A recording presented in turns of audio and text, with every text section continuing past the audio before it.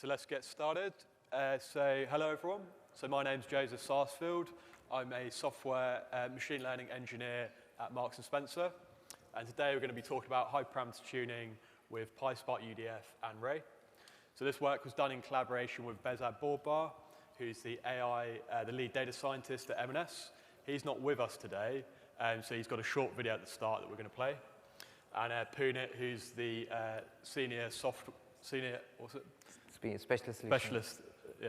specialist architect, who's also helped with this project.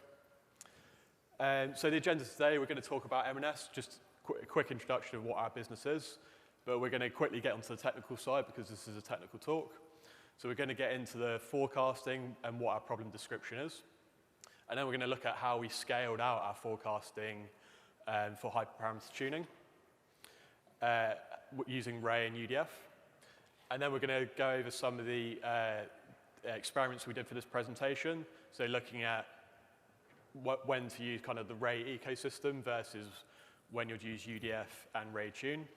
And then we can look at a comparison of GPU versus CPU and some of the benefits of both. And then finally, we'll finish off with, we'll cover some of the best practices for tuning of Ray.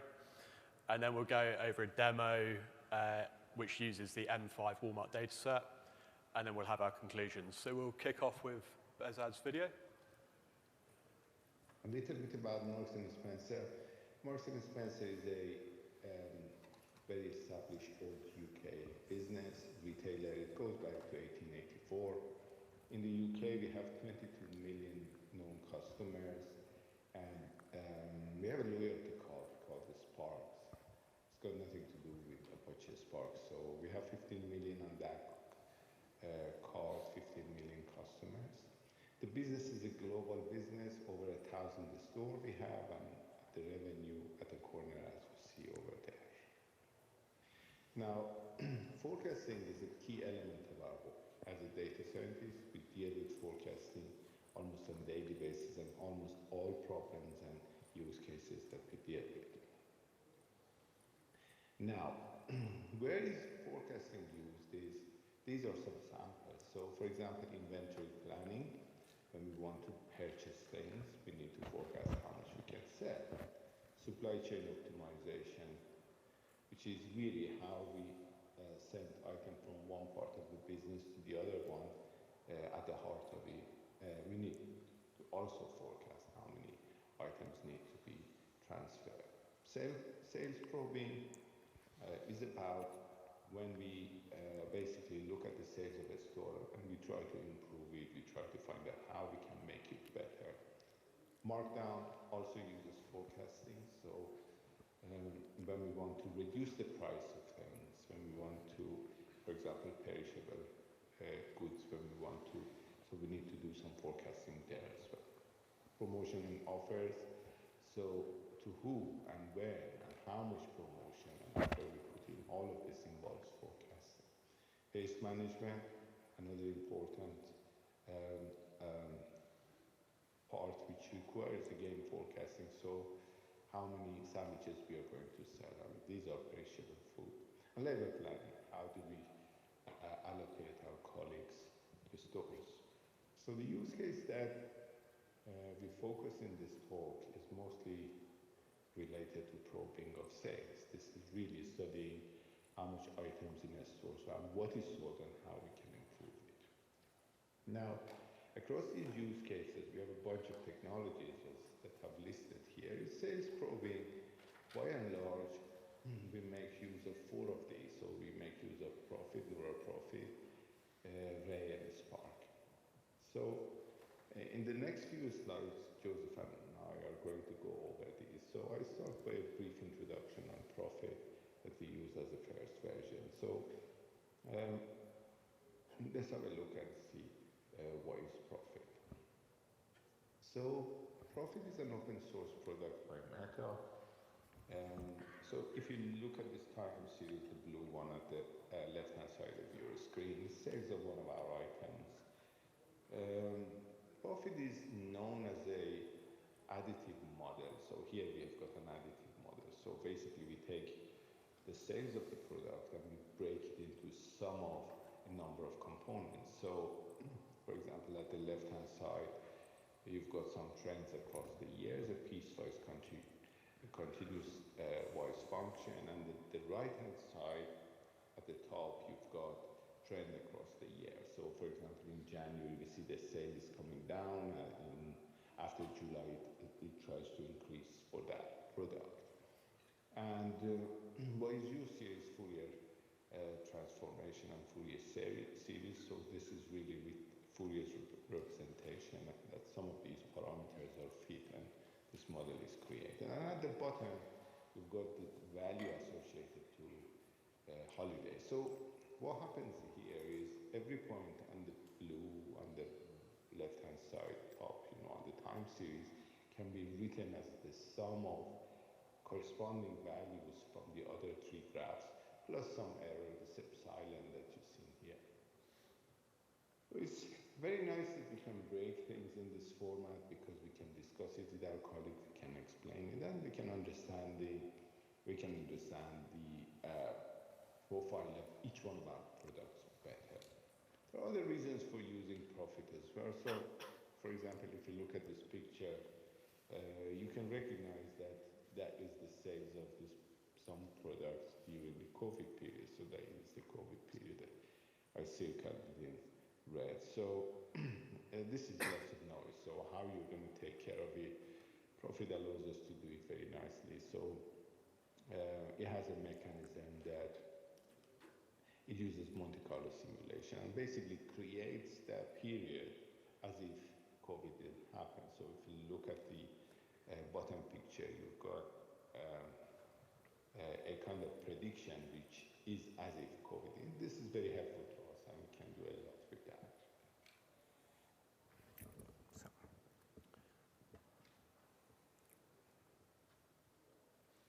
Okay, so we saw an introduction to the profit forecasting model, which I'm sure some of you already in here are probably using. So how can we scale out these arbitrary custom workloads within PySpark? So we can use something called a PySpark UDF.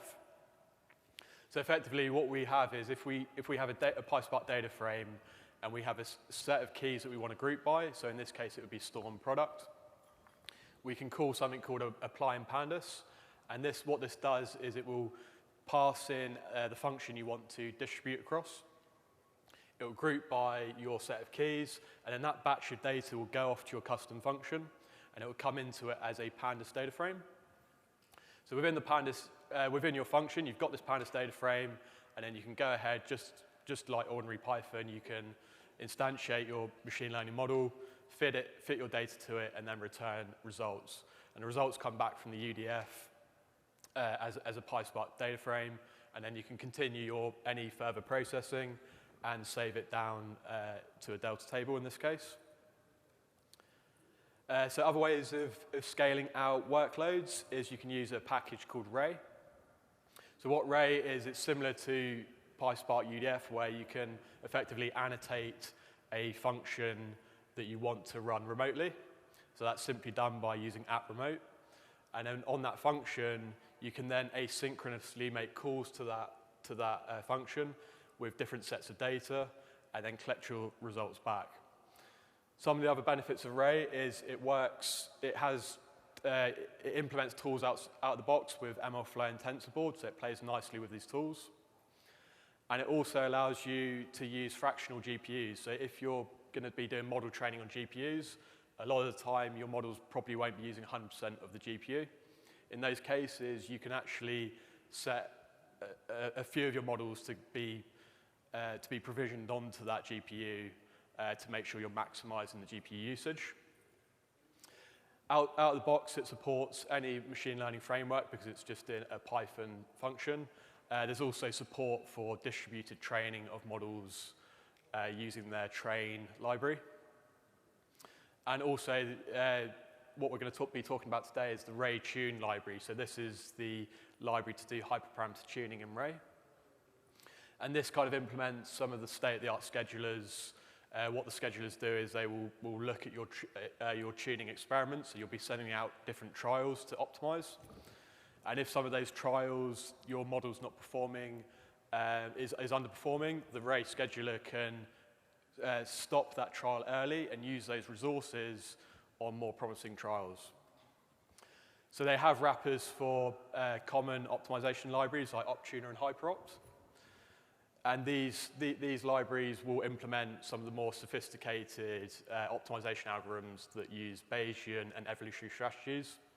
So they're more intelligently searching the hyperparameter space rather than just doing something like grid search. So an example of setting up a Ray tune experiment. So first of all, you have to define your objective function. You need to decide what you're going to do with your parameters. So into your objective function is going to come a sample of your hyperparameter space. And that will be decided based on your optimization algorithm. So at the top, you've got your hyperparameters for that model. You're going to train your model and then return back a score.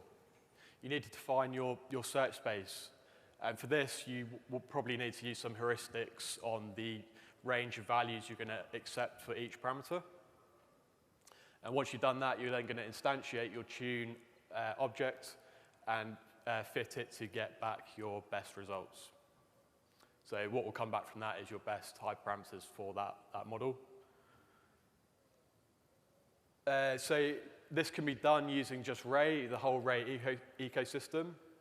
There's 4 specific libraries that cover the ecosystem. So you have the Ray data, which effectively loads up your data set from, say, a Parquet file and loads it into Apache Arrow files, which are distributed across your Ray cluster.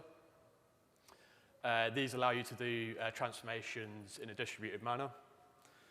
There's Ray train, which allows you to distribute your actual model training across different parameters. So in the example, it's XGBoost, and you're defining the number of workers you want the XGBoost tree to be, or forest of trees to be spread across the workers.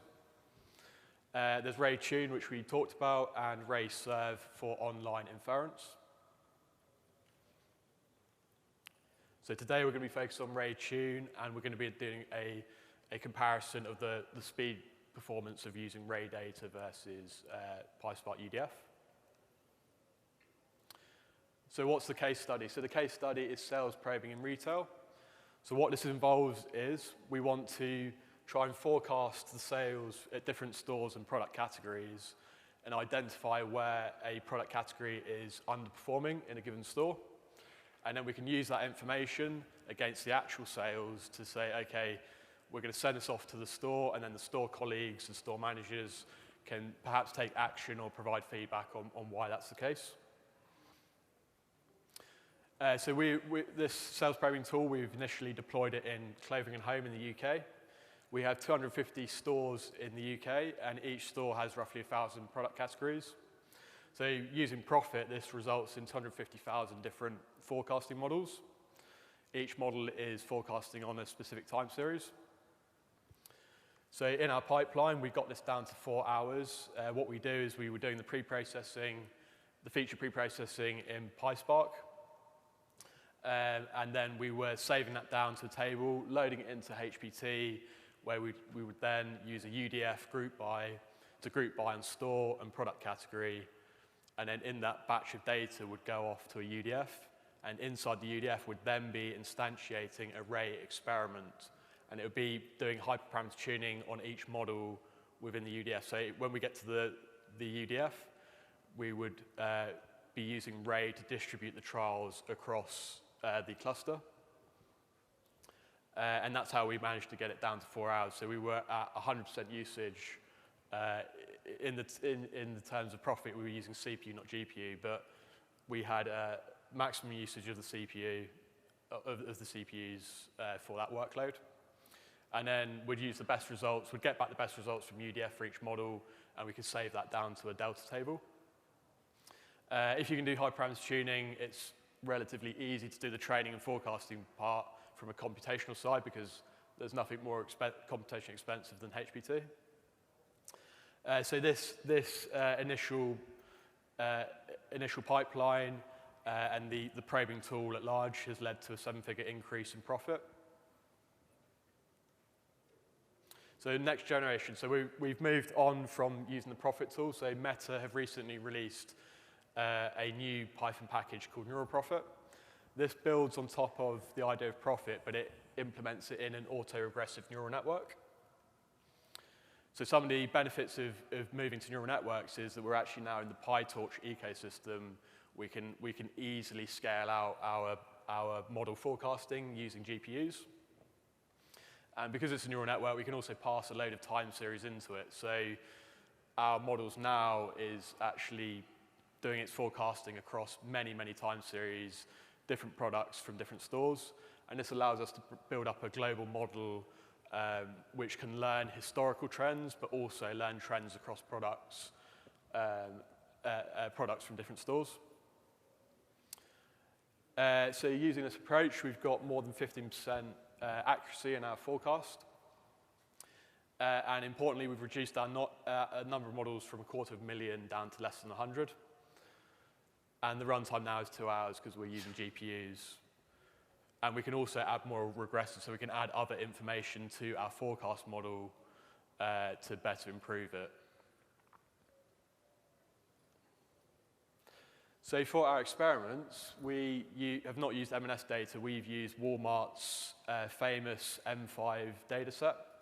So this dataset follows a traditional retailer hierarchy. So you have, like, at the top level, your state or your region. Below that, you'll have your kind of store level, and then you'll have different levels of product categories or departments, and then you can have your product at the lowest level. And your X and Y axis are defined by your date time and sales price.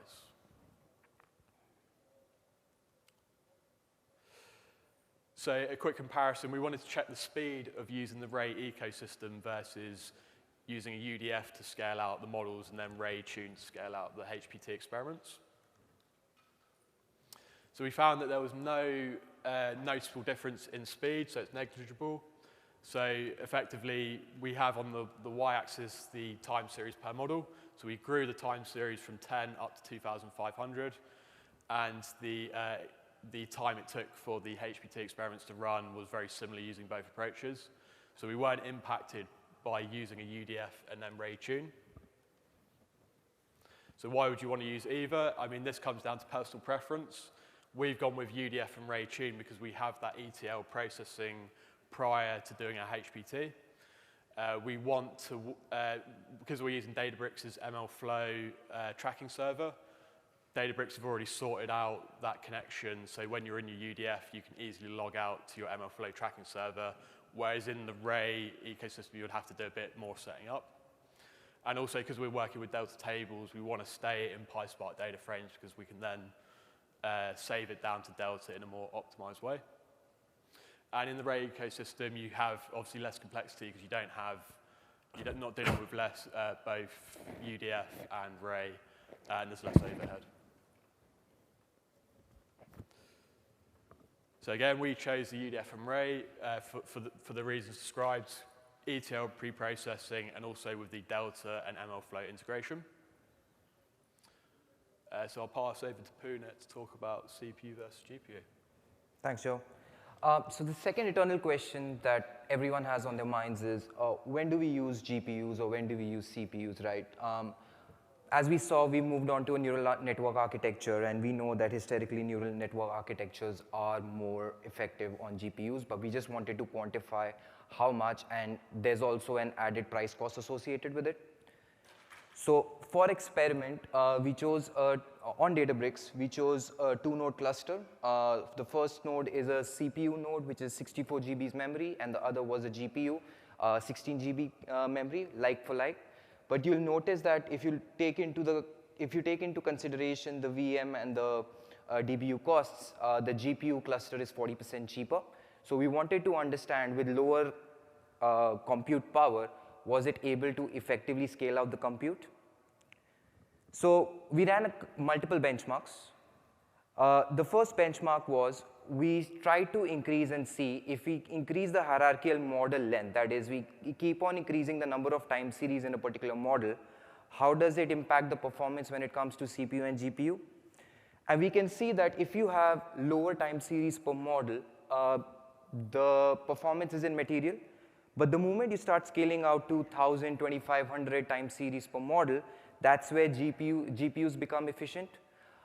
We believe that this is because GPUs are inherently made to optimize floating point operations. And the more data you're passing through a particular profit model, the better utilization of GPUs you get. The second aspect was we also wanted to see how does this impact when we increase the complexity of our neural network. Now, neural profit at the back end creates a autoregressive net, which is essentially a fully connected deep learning layer. So we try to increase the number of hidden neurons of every layer and see what's the impact. Now, if you look at the GPU segment, the GPU has a flat line because we weren't able to exhaust the GPU memory. But we can see that the performance starts taking a hit when we start increasing the neurons and the CPU processing goes up. So again, we see that, again, complexity does mean that GPUs become more efficient. So our recommendation is if you have a larger architecture, so by doing HPT, you find that you're actually building complex neural networks and you have a higher number of time series per model, opt for a GPU, more performant from a price point of view as well as from an accuracy point of view. Otherwise, if you have a lower architecture and lower number of models, CPUs are also a viable option. Next, we've talked a lot. So we wanted to showcase what we've talked about in a particular demo. So we pre-recorded the demo for you. So let me just quickly run that. Oh, sorry.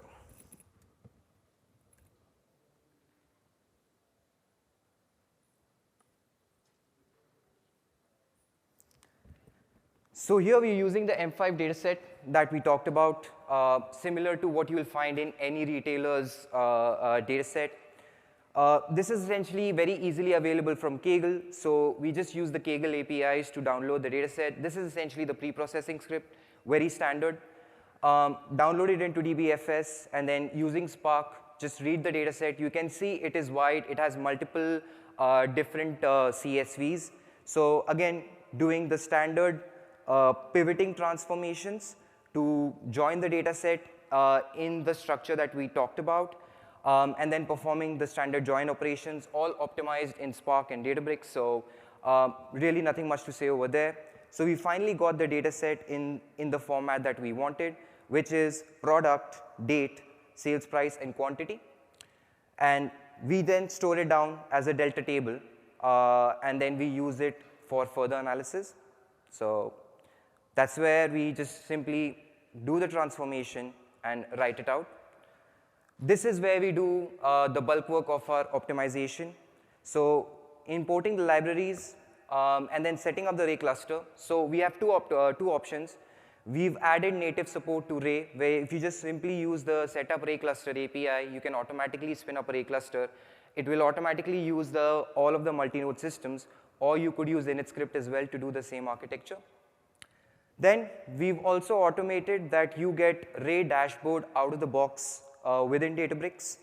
And this is really powerful because A, it's able to give you the entire job history. So every time we submit a job, we are able to get the job history. But it's also able to tell us our CPU, GPU, RAM, object store, and memory utilization. So when we are running HPT and we want to know whether we are underutilizing or running into OOM errors, it's very efficiently able to do that. The next step is to just get basic cluster information. And now we create a time series. So for this experiment, we've just randomly bunched 200 products together and created a hierarchical model. So we've created, because we have a 2-node cluster, we've created 2 models that we want to run in parallel. And we are just running one experiment just for showcase. So here, what we do, we have to specify the 4 parameters whenever we are running the RayTune experiment that we talked about, how Joe mentioned. The first aspect is defining your train objective function. So simply coding up the function that we talked about. So this is essentially given in the function that we describe here.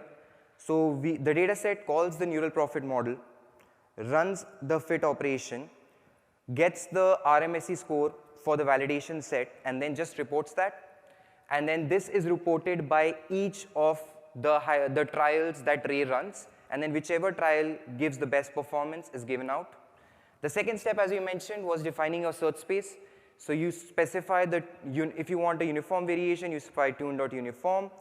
If you want to specify discrete values, you use tune.choice. So here we are trying to search the search space with 64, 128, and 256 neurons with the three-layer architecture. And then the last bit is specifying your PySpark function. So here you will see we get the data, initialize, connect to the ray cluster, and then just simply run tune.run. And we specify a hyper-optimizer, so we run Bayesian optimization at the back end. When we get the best result, we just simply call the MLflow model, log the run, log the experiments. So each of our hierarchical forecasts are automatically being tracked with the best hyperparameters as well as the RMSE score. When you use PySpark UDF, you have to define your output schema. So this just defines the output schema. So now let's run our first experiment. Let's start off slow. Let's just run one trial, and let's run it for 2 models in parallel. So because the ray cluster is able to get all the attributes, the moment you just want to run one trial, and you set 2 models, it's automatically dividing your entire compute. So in this case, it's assigning 1 GPU per model and 8 CPU cores, right? And here you can see the grouping of the models. So we can clearly see that we've grouped together about the food category into 2 different models.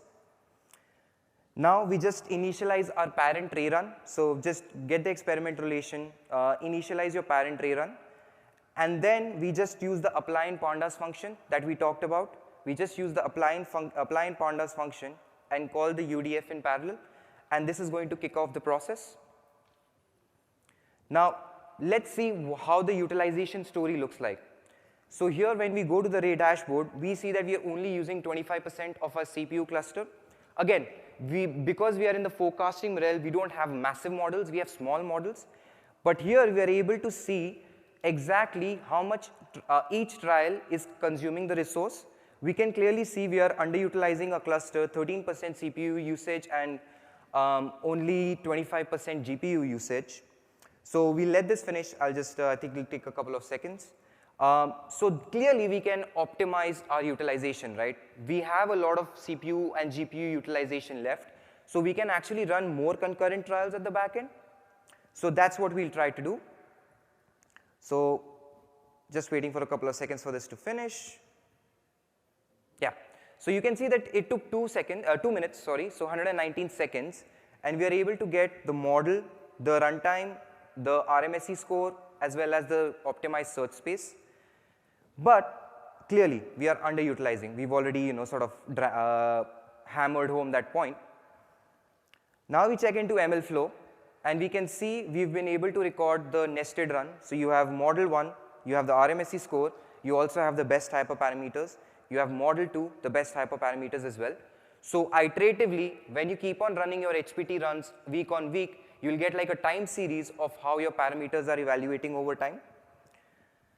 Now, I want to improve my cluster utilization. So I knew I was using 25% GPU. So I will now run 4 concurrent trials in parallel. It's just a config change. I specify 4, and automatically, now you'll see I'm allocating 25% of a GPU per trial. So one of the benefits of Ray is fractional GPU support. So just give out fractions, and it will be able to optimize that. Again, I run my apply in pandas function. And we'll head over to the Ray dashboard. And now you can see this is much better. I'm now utilizing 99% of my GPU. I'm getting 51% CPU utilization. And you can see now I'm running 4 trial runs in parallel within the same ecosystem. So I was able to quickly iterate over what my GPU, CPU utilization is and improve my cluster performance. And you can see that this is for the first cluster, and for the second cluster as well, we are able to get the same utilization across both the nodes. Now again, I can see that the time duration for both of these capabilities was the same. So this one took about 27 seconds, but it ran 8 models in parallel as compared to the previous iteration. And now if you look at MLflow, MLflow is going to record the same run as well. So you can see now we've also recorded the ML flow experiment. And here we are getting the same utilization, but we can see that the learning rate and the AR layers have changed because those were our hyperparameter search spaces. So this way we are able to efficiently scale out our hyperparameter search.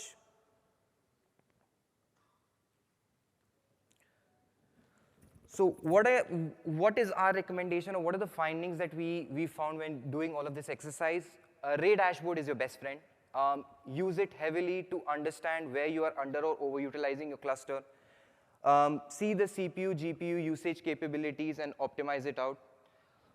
Use fractional GPUs because A, GPUs are more efficient, but at the same time, being able to use them across multiple runs increases its utility multiple fold.